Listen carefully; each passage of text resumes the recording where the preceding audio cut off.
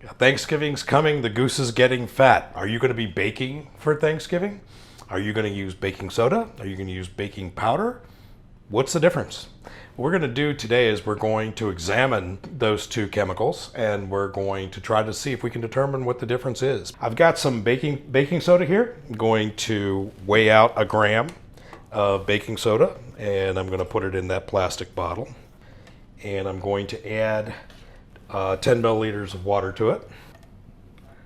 Then I'm going to put my carbon dioxide sensor in the bottle, give it a little swish, and then I monitor the carbon dioxide level here. When I see it going up, then I'll tap on collect. In this case, we don't really have much of a chemical change occurring, mostly a physical change. The baking soda is dissolving in the water. Students would still need to recognize that. And you can see that there's a small increase in carbon dioxide during that process, so obviously something's going on.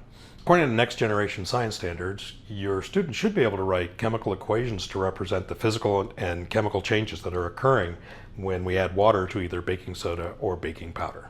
So I've cleaned the bottle and we're ready for trial number 2, and this time what we're going to do is we're going to use baking powder instead of baking soda. So keeping everything else the same, talking with your students about what are good controls for your experiment, I'm going to weigh out 1 gram of baking powder, just as I did before with baking soda.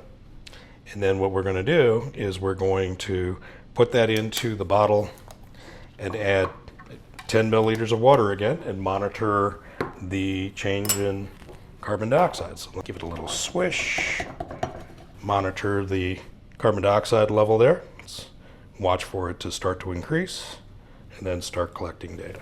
So you can see the original data set that we had when we did it before. Let's make sure that these are both on. And the other one is right underneath it there, but look at that. Immediately, within just a few seconds, the level of carbon dioxide is increasing. Remember, for leavening, for baking, we would want the carbon dioxide to be produced to form bubbles to make the dough rise. And so you can see that there's a much larger effect with baking powder than there is with baking soda. Why is that? Have your students read the labels. So if you take a bottle of a container of baking powder and you look at the ingredients, you'll find that on the ingredients, besides baking soda, there's going to be a dry acid in there. Okay?